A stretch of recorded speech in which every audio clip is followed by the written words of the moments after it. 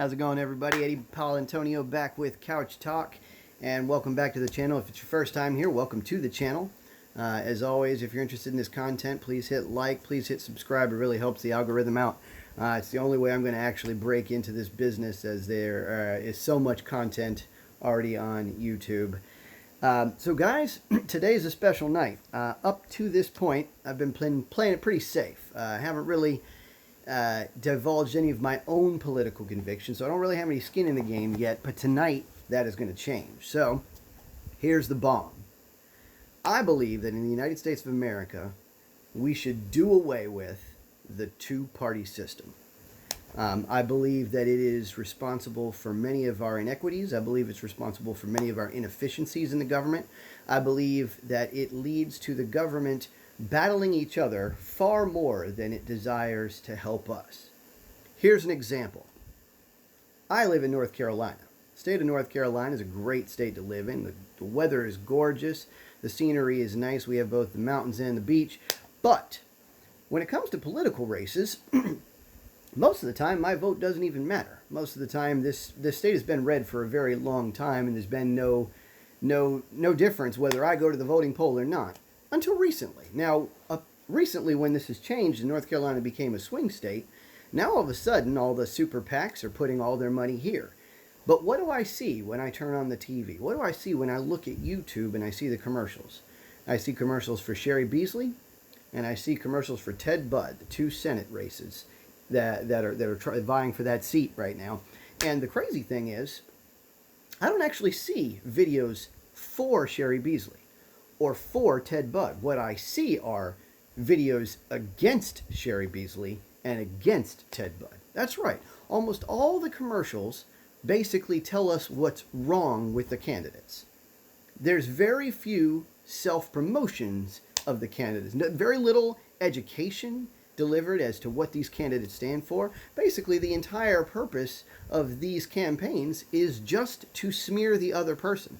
So if you didn't take any time out of your day to go do some more research yourself, you wouldn't really even know about these candidates at all. The only thing you'd know about them is what the other side thinks they've done wrong. Now, that's just one of the many problems of a two-party system. At the very least, we need to break in a third party or a fourth party or 20 parties. Part of the problem is it's just really hard to do. The way the system is set up, it's designed to keep the power where it is.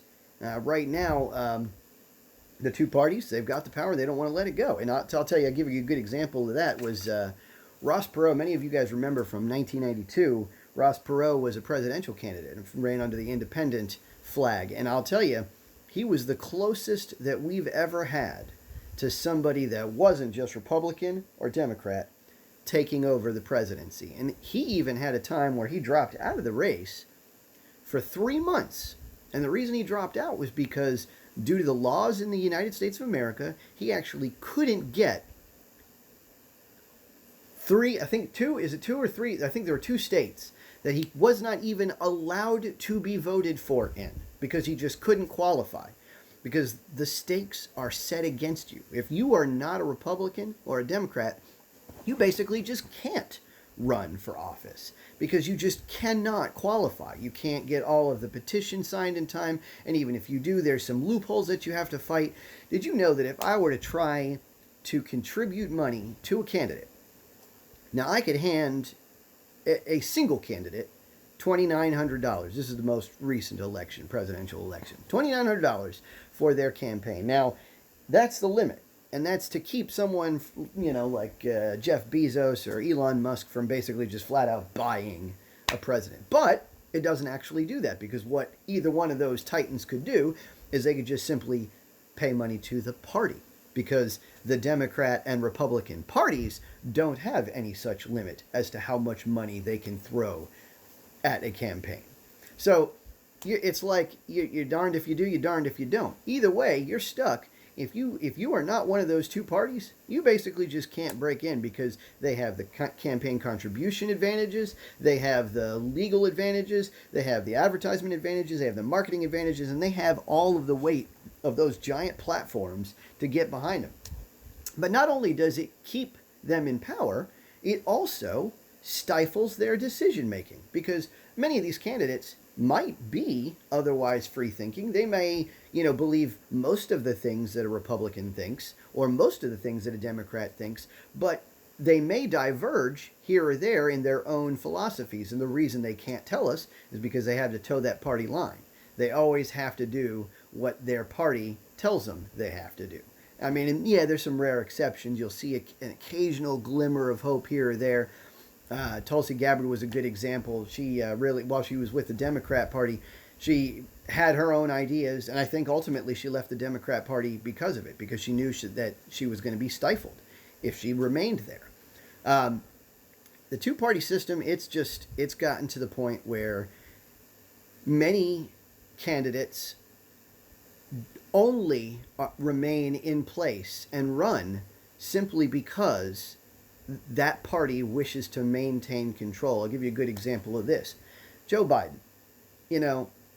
My heart, I'm going to say, before I even talk about this, I want to tell you, my heart goes out to people like Joe Biden, to people like Fetterman up in Pennsylvania, who, guys, I have histories of mental illness in my own family. My grandfather died of a cerebral hemorrhage, and I've watched as their personality, their presence just deteriorates away. And it is a sad situation. It's a sad sight. And my heart goes out to anybody who, has a stroke, to anybody who has dementia of any sort. But at a certain point, you've got to realize that these are jobs that demand the full scope of your mental and physical ability. Have you ever seen a president go in at the beginning of their term, and then when they come out 4 years later, it looks like they've aged 20 years? Well, that's just the demands of the job. And you can't do that job if you have dementia. You can't do that job if you're Joe Biden and you think there's 54 states in the United States of America. Or if you think the gas prices actually were lower after you joined and that you've actually brought them down. If you're having these sort of delusions, then you're just not in the full capabilities of your mind. Same thing with Fetterman. If a poor guy can barely get through an interview, he can barely get through a debate without tripping over himself 100 times. Now, like I said, my heart goes out to him, but the only reason that we're even keeping those guys in play is because in this situation, is the Democrat Party really wants to maintain control of those seats. And they think that they would end up sacrificing control if they don't use the incumbents. But it has led to so many detriments in our country. I have seen time and time again where one party will introduce a form of legislation, like, let's take, for example, the wall. Everybody thinks that the wall was Trump's baby. Well, in reality, Obama and Biden built like 500-600 miles of the wall. They were all over the wall. And the wall started back in Bush's era. But everybody assigns it to Trump. Why? Because that's just a convenient thing to do.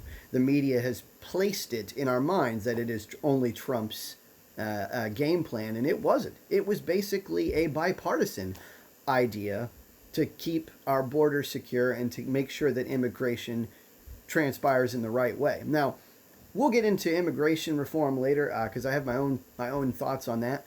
But for right now, what we've got to do is we've got to come up with some way to end the two-party system, because it is destroying our country. It has gotten to the point where almost every time I go to the voting polls, I'm left with only two bad choices.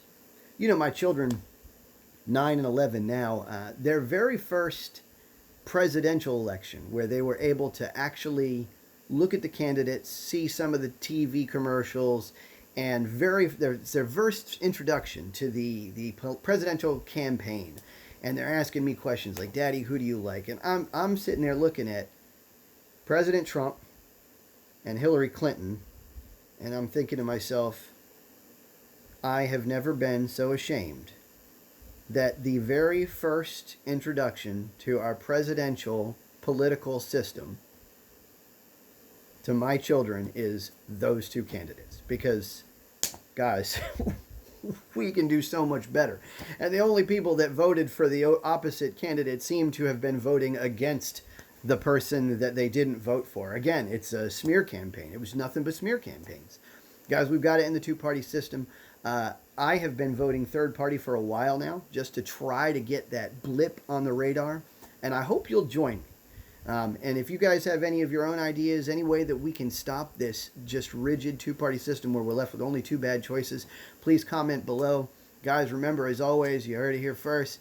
If you have any ideas, please share them with you. If you have any topics you want me to cover, let me know, and I'll definitely try to get to everybody. Catch y'all next time.